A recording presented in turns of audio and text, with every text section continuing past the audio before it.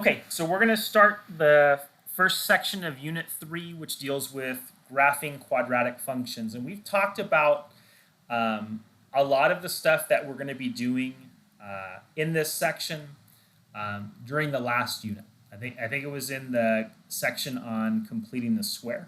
Okay, but we'll review it in today's lesson. So directions here ask us to graph the function by identifying the vertex, axis of symmetry, domain, range, and intercept. So we're going to talk about how to do all of those things. Okay, so to start with, we have a quadratic function here that is written in standard form, and I'm going to write the function in vertex form by completing the square. Okay, so again, the way that we do that is we're going to separate the first two terms from the constant term. Okay, so I'm going to factor something out of the first two terms to make the leading coefficient 1. So I'm going to factor 3/5 out of the first two terms. And when I do that, that leaves me x squared plus, when I factor 3/5 out of the next term, that gives me 8x. Okay, and then we're going to separate the constant term, 36 over 5. Okay, so again, we want to complete the square here. So the way that we're going to do that is we're going to add a third term in the parentheses. So we're going to add the coefficient of the x term, 8 times 1/2. So that's 8 over 2, quantity squared. Okay, so when we add 8 over 2, 8 over 2 is 4. 4 squared is 16. But I'm taking 16 and multiplying it by 3/5. Okay, so 16 times 3/5 is really 48 over 5. So if I add 48 over 5 right there, I'm going to subtract 48 over 5 out here to balance that expression.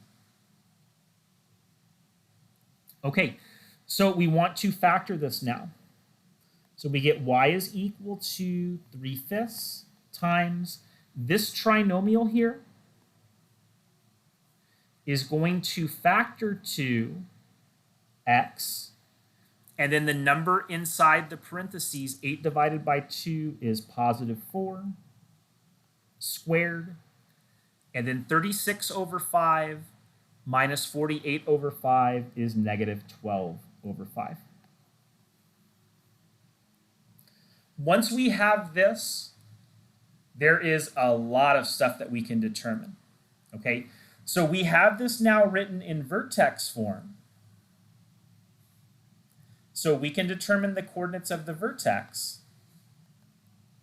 Again, if we graph using transformations, we're taking the graph of x squared. When we do x plus 4 squared, that's going to shift the graph 4 units to the left. So the x coordinate is going to be negative 4. Multiplying by 3/5 is going to be a vertical compression. And then subtracting 12 over 5 is going to shift the graph down 12 over 5 units. So the y coordinate of the vertex is going to be negative 12 over 5. Okay, we also want to determine the axis of symmetry.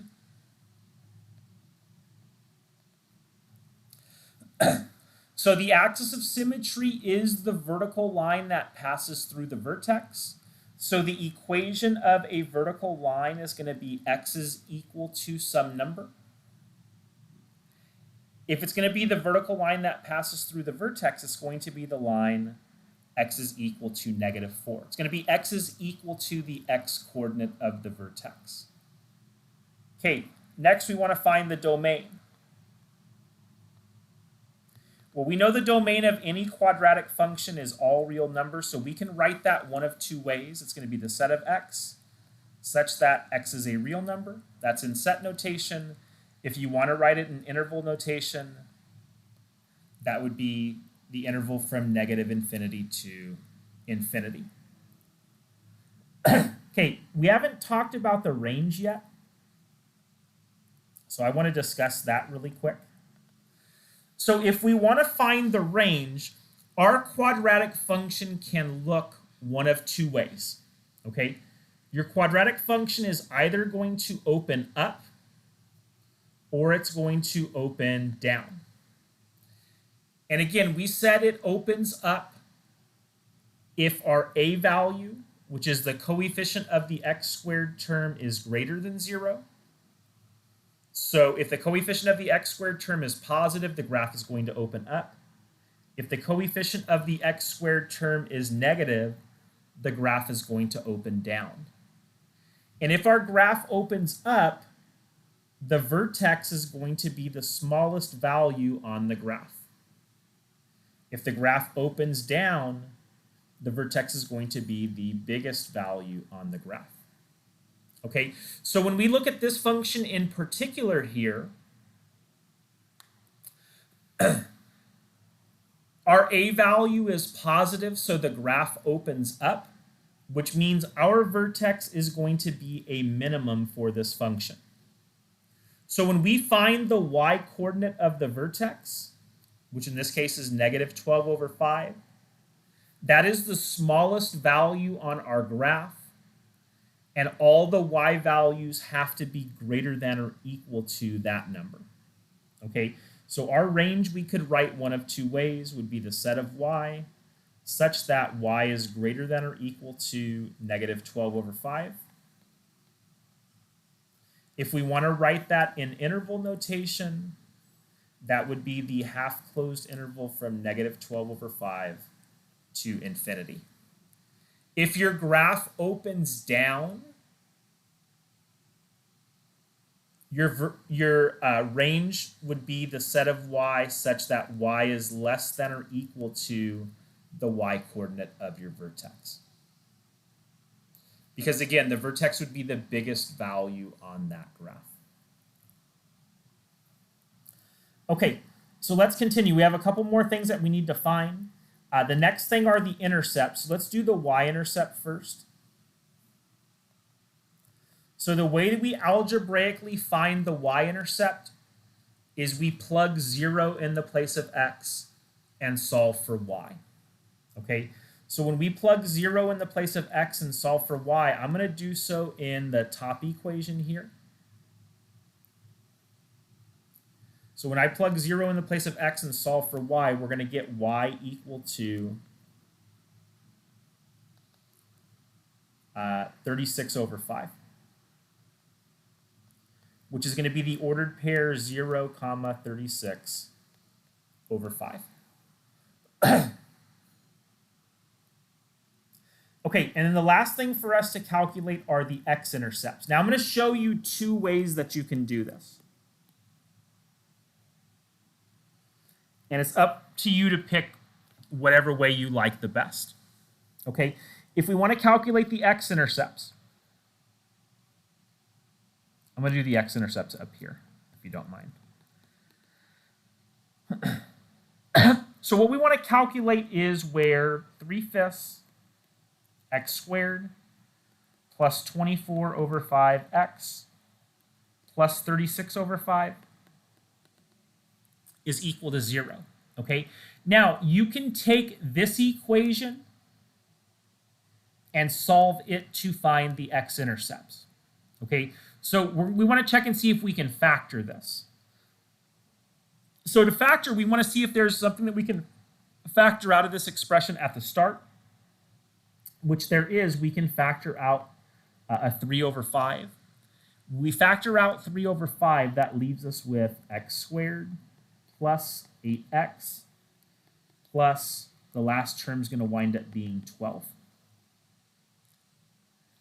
And then we're going to use factoring to factor that trinomial that is highlighted. Okay, so again, to do that, I'm going to make my x over here on the side. So the number that goes on top is going to be 12 times 1, which is 12. The number that goes on bottom is the coefficient of the middle term, which is 8. So I'm looking for two numbers that multiply to give the top number and add to give the bottom number, which are 6 and 2. So I'm going to break that middle term up into two terms using these numbers as coefficients. Okay, so this is going to be 3/5 times x squared plus 6x plus 2x plus 12. And we want to find where that's equal to 0. And then we're going to factor this by grouping. Okay, so when we factor by grouping, again, I'm going to pull 3/5 out. I can factor an x out of the first two terms, which leaves me with x plus 6. And then I can factor a positive 2 out of the next two terms, which leaves me with x plus 6. X plus 6 is the common factor. And when I factor that out, that leaves me with x plus 2. So for that product to be equal to 0, that means that either this factor, x plus 6, needs to be equal to 0, or that factor, x plus 2, needs to be equal to 0. So if x plus 6 is equal to 0, we get x equal to -6. And if x plus 2 is equal to 0, we get x is equal to -2. So those are our two x-intercepts. Okay, so it's going to be the ordered pair -6, 0, and then the ordered pair -2, 0. Okay, but that's not the only way for us to find the x-intercepts. Okay, so I'm going to erase this and show you a different way to find the x-intercepts.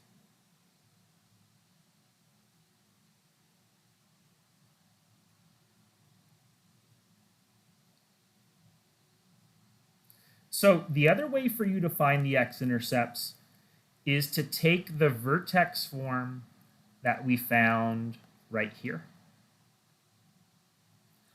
And you can set that equation equal to 0. Okay, so we're going to set 3/5 times x plus 4 squared minus 12 over 5. We're going to set that equal to 0. Okay, so we want to solve this equation for x. So ultimately, we want to isolate x. So I'm going to add 12 over 5 to both sides.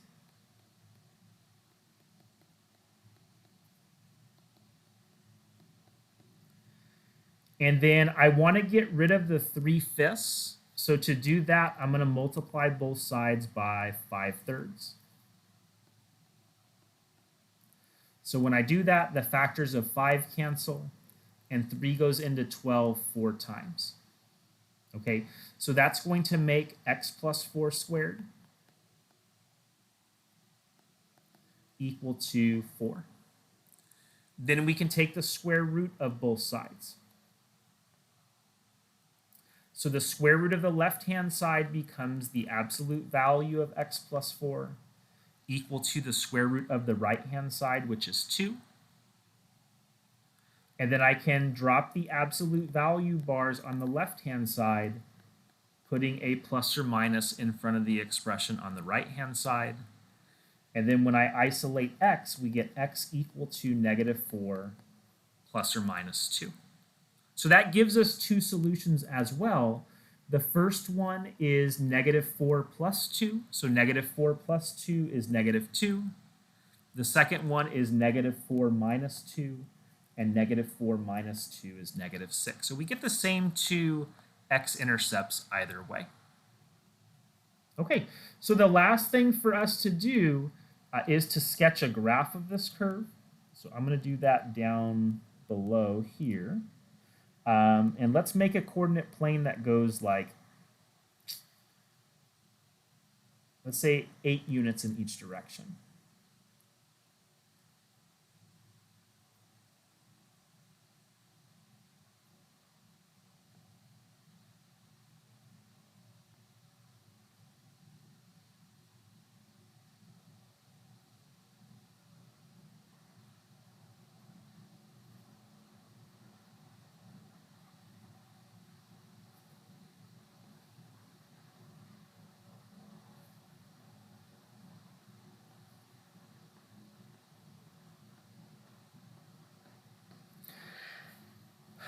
Okay, so we want to take the values that we found like in working the problem out and plot those. So I'm going to go ahead and graph this in red. So our vertex is at -4, -12/5. So that's going to be like -2 and 2/5. So -4, -2 and 2/5 is going to be somewhere in here. And then I'm going to draw the axis of symmetry. So that's going to be the line x is equal to -4. I'm just going to dash that in.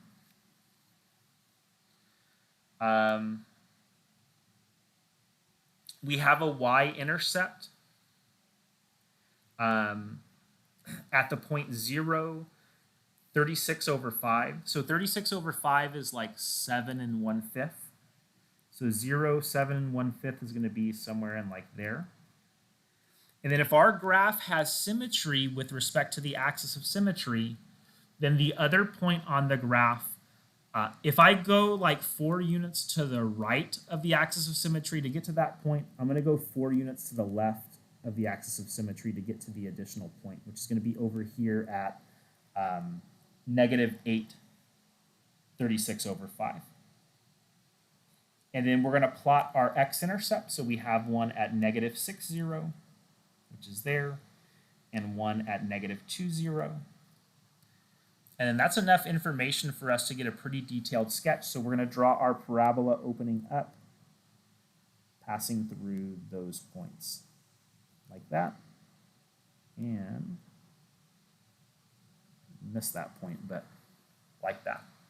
Okay, and that right there would give us the graph of that quadratic function. Okay, let's do a second one. So if you guys want, I think it would probably be a good idea for you guys to like pause the video and try working this through on your own and then checking your answer at the end. To do this for this one and then the next one that we're going to do as well. And then that way you can use me working through the example to gauge like how well you're understanding things and like what parts you're still a little bit shaky with. Okay, so all right, I'm going to go ahead and take this and write. So we have our quadratic function written in standard form. I'm going to write it in vertex form. Okay, so I can determine the vertex. So again, we're going to separate the first 2 terms from everything else. And then I'm going to factor something out of the first 2 terms to make the coefficient of x squared 1. So I'm going to factor -2 out from the first 2 terms. So when I factor -2 out, that leaves me with x squared plus 8x. And then we're going to separate the constant term -33 from that. Okay, so again, I'm going to complete the square. So we're going to take x squared plus 8x, and then we're going to add the coefficient of x, which is 8 times 1/2 quantity squared. So let's take a look and see what we're really adding here. So 8 divided by 2 again is 4. 4 squared is 16, but we're going to multiply that by -2. So really, we're adding -32. So if like we're subtracting 32 there, I have to add 32 on the outside in order to balance the expression. Okay, so again, we get y is equal to -2 times, and then we're going to factor that highlighted expression there. Okay, so again, that's going to factor to x, and then the number inside of the parentheses, 8 divided by 2, that is +4 squared. And then when I add the constant terms on the outside, -33 plus 32 is -1. So if we want to determine the coordinates of the vertex there are -4, -1. Okay, the axis of symmetry is the vertical line that passes through the vertex. So that is x is equal to -4. Sorry, I got to go back here to see what else I have to find. Okay, domain is next. So that's all real numbers. Again, you can write that one of two ways, set of x such that x is a real number. Or if you want to write that in an interval notation, that's the interval from -infinity to infinity. Okay, the range. So again, when we look at this quadratic function, the coefficient of our x squared term is negative. So that means the parabola opens down, which means the vertex is going to be the biggest value on that point. Or sorry, the biggest value on that graph. So when we look at the y-coordinate of the vertex here, all the other y values have to be less than or equal to that number. Okay, so our range we can write one of two ways, as either the set of y such that y is less than or equal to -1, or if we want to write that in interval notation, that's going to be the interval from -infinity to -1, bracketed. Okay, so again, to get the range, you're just looking for the direction that your parabola opens, and then you're looking at the y-coordinate of the vertex, and you're setting up your inequality based on that. Okay, we want to do the y-intercept next.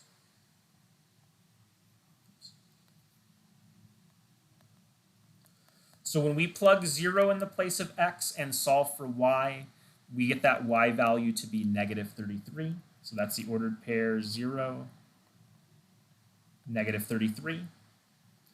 And then I'm going to work the x-intercepts up here. Again, if you want, like, you can work with the standard form to figure out the x-intercepts.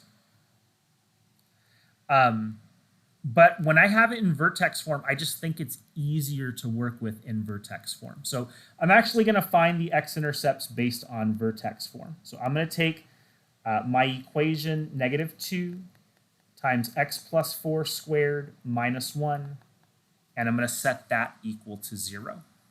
Okay, and I'm going to solve for x. So when I add 1 to both sides, we get that. When I divide both sides by -2, we get x plus 4 squared equal to -1/2. And then we're going to take the square root of both sides. And I have a problem, because we have the square root of -1/2 on the right-hand side. We can't take the square root of a negative number, which means that the graph here has no x-intercepts.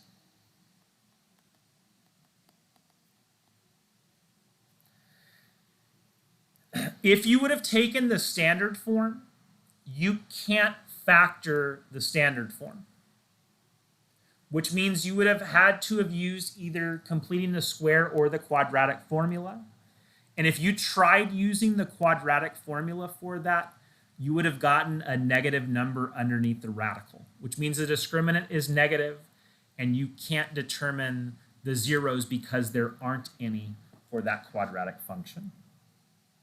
Okay, so we're going to take the information now and sketch a graph of this.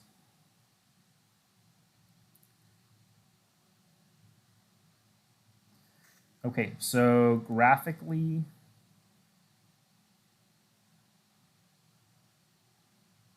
my function is going to look like this. I'm going to make my scale in the y direction be 3. Because we have a point 0, -33 on that graph, I don't want to draw 33 dash marks going down. Okay, so if I make my scale in the y direction 3, I'm just going to have to draw like 11 dash marks.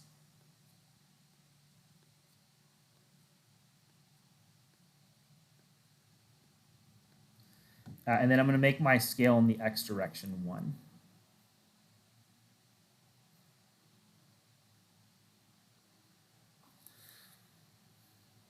Okay, so we're going to plot our vertex. So I'm going to do this in red. It's at -4, -1, which is going to be about in there. I'm going to draw the axis of symmetry. So that's the vertical line passing through the vertex. And then the only other point we have on that graph is the y-intercept, which is at 0, -33. So I went 4 units to the right of the axis of symmetry to get to that point. I'm going to go 4 units to the left of the axis of symmetry to get to the other point on my graph. And then I'm going to draw my parabola opening down, passing through those 2 points. Okay, so that right there is the graph of your parabola.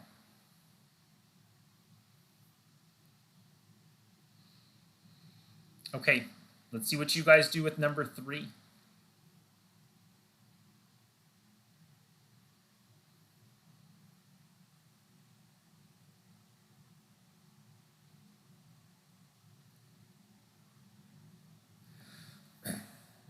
Okay, so for number 3, we have something that looks entirely different.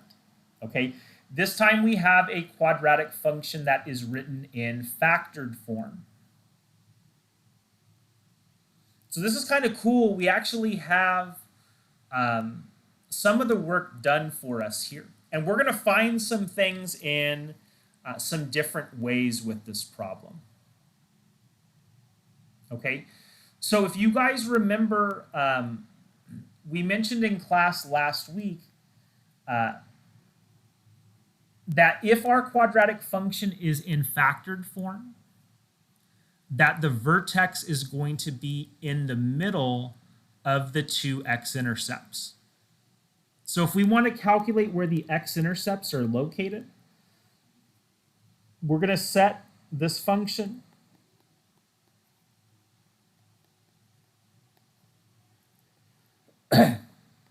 equal to 0.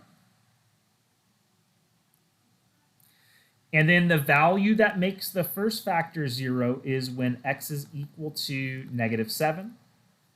And the value that makes the second factor 0 is when x is equal to -3. So those are our 2 x-intercepts. So we have an x-intercept at the point -7, 0, and we have another one at the point -3, 0. Okay, if we want to calculate the y-intercept, if you were to multiply this polynomial out, so if you were to FOIL this out, it would be the opposite of x squared plus 3x plus 7x would make plus 10x. And then 7 plus 3 is 21. When you distribute the negative across all 3 of those terms, you get -x squared minus 10x minus 21. So if you plug 0 in the place of x and solve for y, your y value is going to be -21. So that's the ordered pair 0, -21. You could have plugged that into this equation here as well. Like if you plug 0 in the place of x, you would get -7 times 3, which is -21. That's going to be the y-intercept. Okay, again, I'm working through stuff in a little bit different order here. Let's do the domain next. Sorry.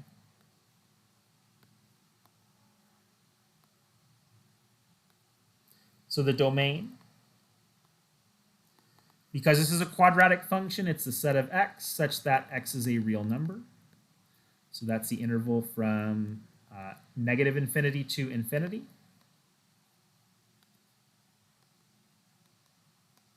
The range.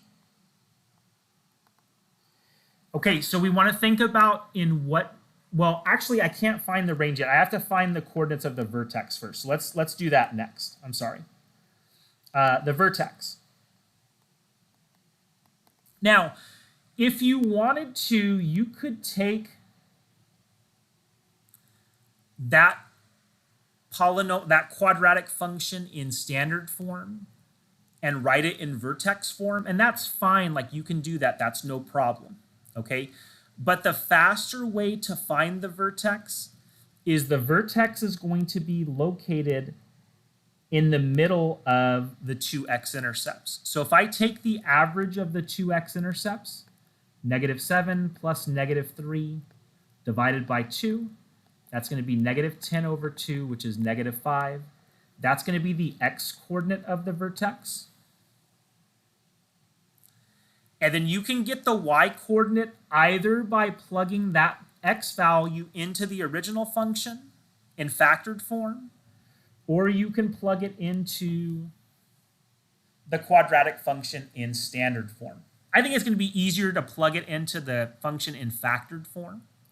So when I plug -5 into the function in factored form, that's going to give me -5 plus 7 times -5 plus 3. So that's going to be -5 plus 7 is 2 times -5 plus 3, that's -2. And -2 times -2 winds up giving us the y-coordinate to be 4. So once we have the coordinates of the vertex, we can now figure out the axis of symmetry. So the axis of symmetry is the vertical line that passes through the vertex, which is x is equal to -5. And then now we can figure out the range. So because this quadratic function opens down because the x squared term there has a coefficient that's negative, the parabola opens down, the vertex is going to be the biggest value on the parabola.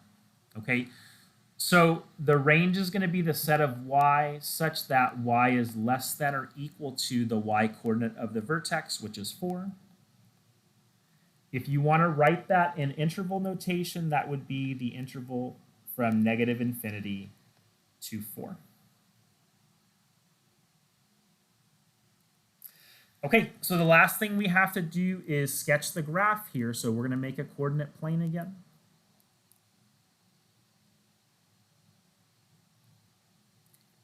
Looking like so. Again, I do not want to draw 21 dash marks going down to get to the y-intercept.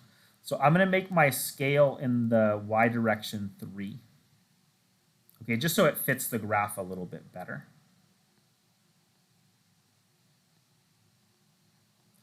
And I'm going to keep my scale in the x direction 1.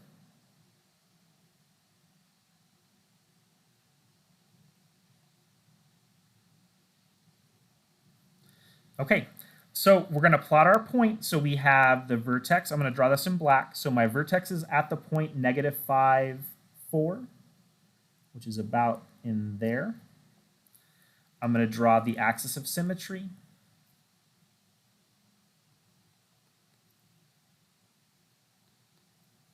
Like so. We have x-intercepts at -7, 0 and -3, 0. And then I have a y-intercept at 0, -21.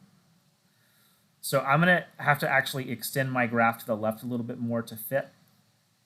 So to get to that point 0, -21, I went 5 units to the right of the axis of symmetry. I'm going to have to go 5 units to the left of the axis of symmetry. So 1, 2, 3, 4. One more makes 5. So that's going to put the other point at -10, -21, which is like down in here. And then I'm just going to draw my parabola passing through those 5 points, looking like this and looking like that. Ugh, that's not a very good looking parabola, but you guys get the idea. Okay, so I wanted to pick one that was a little bit different, one that was in factored form, that you would have needed to like work through slightly differently. Okay, and that should be enough to get you guys through your first worksheet for the week. Okay, graphing quadratic functions. All right. Okay, hope you guys had a nice weekend, and we'll see you in class on Monday. Take care.